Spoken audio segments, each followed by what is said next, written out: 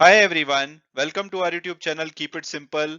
आज के वीडियो में हम बात करेंगे इन्फोसिस की, जिनके ऊपर यूएसए में जो हायरिंग होती है उसमें एज और जेंडर के बेसिस पे भेदभाव करने के आरोप लगे हैं, जिसकी वजह से इनको वहां पे लीगल एक्शन फेस करना पड़ेगा। तो आज के वीडियो में हम इस टॉपिक को डिटेल में डिस्कस करेंगे।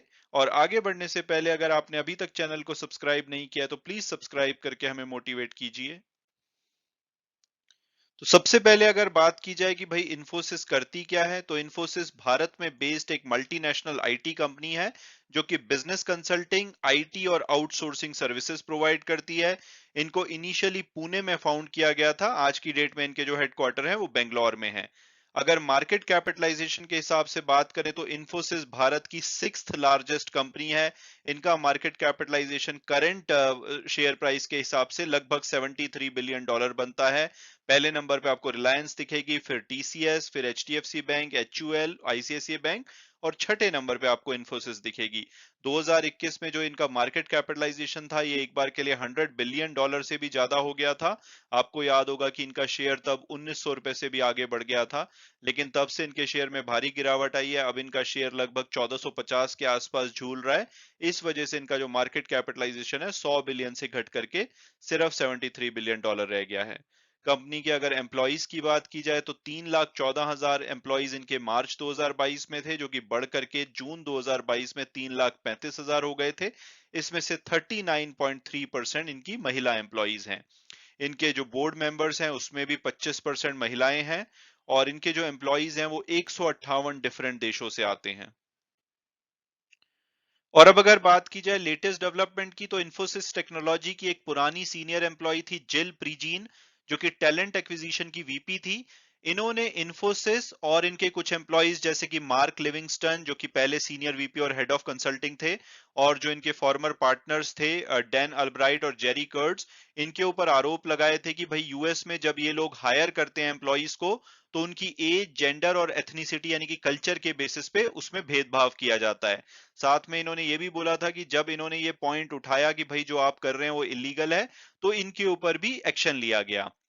तो इसको लेकर के इन्होंने केस किया है, और उसके ऊपर इन्फोसिस और जो उनके एम्प्लॉयज जिनके ऊपर केस किया गया था उन्होंने कोर्ट में अपील करी थी कि भाई जो भी प्रीजीन के क्लेम्स हैं उसको डिसमिस कर दिया जाए। तो अभी लेटेस्ट डेवलपमेंट ये है कि यूएस के एक कोर्ट ने, जो कि यूनाइटेड स्टेट्स का डिस्ट्रिक्ट कोर्ट है, सदर्न डिस्ट्रिक्ट ऑफ न्यूयॉर्क में, इसके एक जज ने जो इन्फोसिस और इनके एम्प्लॉय के द्वारा क्लेम था कि भाई आप प्रीजीन की जो प्रीजीन का जो केस है उसको डिसमिस कर दीजिए, उसको रिजेक्ट कर दिया है। हालांकि इन्होंने 21 दिन का टाइम दिया है इन्फोसिस और इनके एम्प्लॉयज को कि भाई अगर आपको ऑर्डर या ओपिनियन जो जज ने दिया उसके ऊपर अगर कोई क्वेश्चन है तो आप अपने आंसर सबमिट कर सकते हैं। और अब अगर बात की जाए कि भाई ये सारा मामला है क्या, तो जो जिल प्रीजीन ने पिटीशन फाइल किया कोर्ट में उसमें बोला है कि भाई जो लिविंगस्टन और जो दूसरे इन्फोसिस के पार्टनर्स हैं, इन्होंने प्रीजीन को बोला था कि भाई जब आप कंसल्टेंट्स हायर कर रहे हैं इन्फोसिस के, तो उसमें आप इंडियन ओरिजिन और वो महिलाएं जो कि जिनके बच्चे घर पे हैं, या जो कैंडिडेट 50 साल या इससे ऊपर के उम्र के हैं, उनको आप हायर मत कीजिए। और प्रीजीन को 2018 में हायर किया गया था। हालांकि ये खुद 59 ईयर ओल्ड थी जब इनको वीपी ऑफ टैलेंट एक्विजिशन की तरह इन्फोसिस में हायर किया गया था।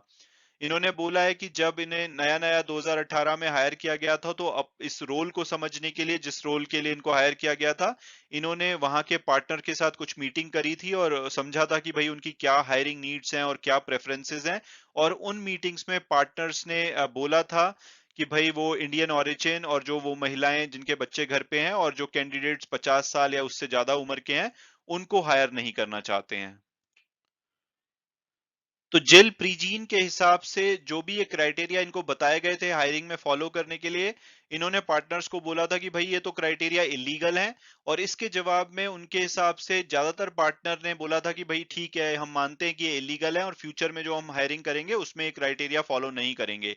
लेकिन दो पार्टनर थे, कोड्स और अल्ब्राइट, जिनके ऊपर जिल प्रीजीन ने केस किया हुआ है। उन्होंने कहा है कि इन दो पार्टनर्स ने इस चीज को अच्छे में नहीं लिया था और इनके ऊपर लगातार प्रेशर बनाया था कि भाई ये क्राइटेरिया हमें फॉलो करना पड़ेगा। इसके अलावा जो प्रीजीन के बॉस थे लिविंगस्टन, उनके साथ जब इन्होंने बात करी कि भाई जो भी आप डिमांड कर रहे हो इस क्राइटेरिया की वो इलीगल है, तो लिविंगस्टन इस बात पे बहुत ही ज्यादा गुस्सा और डिस्टर्ब हो गए थे, और उन्होंने इवन जिल प्रीजीन को धमकी दी थी कि भाई आपको नौकरी से निकाल दिया जाएगा अगर आपने ये बात नहीं मानी इनकी। और इसके बाद इनका कहना है कि काफी महीनों तक इनके ऊपर प्रेशर कैंपेन चलाया गया इन तीनों के द्वारा, यानी कि लिविंगस्टन और कुर्ट्स और अल्ब्राइट के द्वारा। और उनको बोला गया कि भाई आपको जो भी इन्फोसिस के एम्प्लॉयज को हायर करना है उसमें ये क्राइटेरिया फॉलो करना पड़ेगा। और अल्टीमेटली इनको बताया जा रहा है कि इनको फाइनली जॉब से निकाल दिया गया था, और इनके हिसाब से ये 50 साल से ऊपर की वेल क्वालिफाइड और सक्सेसफुल महिला हैं, और इन्होंने एक हॉस्टाइल जो वर्क एनवायरनमेंट है उसको फेस किया है, और बिना किसी मतलब के इनको जॉब से निकाल दिया। तो इनका केस है, तो अब देखना होगा कि आगे जब ये केस चलेगा तो इसका फाइनल फैसला क्या होता है। हालांकि इन्फोसिस के ऊपर ये पहली बार नहीं है, 2021 में भी 4 उनकी फॉर्मर फीमेल एम्प्लॉय थी जिन्होंने इक्वल एम्प्लॉयमेंट जो अपॉर्चुनिटी कमीशन है उसको अप्रोच किया था, और उसमें भी आरोप लगाए थे कि भाई जो इन्फोसिस हायरिंग करता है उसमें डिस्क्रिमिनेशन यानी कि भेदभाव करता है। हालांकि उस टाइम पे जो कंप्लेंट की गई थी उसमें बोला गया था कि जो भी ये सीनियर लेवल पे एम्प्लॉय हायर करते हैं उसमें कोशिश करते हैं कि भाई वो मेल हो और साथ साथ में इंडियन हो। तो उस टाइम पे इंडियन और मेल का आरोप लगाया गया था, और अब आरोप लगाया गया है कि भाई इन्होंने बोला है कि भाई इंडियन नहीं होने चाहिए, 50 साल से ज्यादा नहीं होने चाहिए, और वो महिलाएं नहीं होनी चाहिए जिनके घर पे बच्चे हैं। मैं उम्मीद करता हूं कि आपको ये वीडियो पसंद आया होगा और आपने कुछ नया जाना होगा। Thanks so much for watching the video and God bless you all.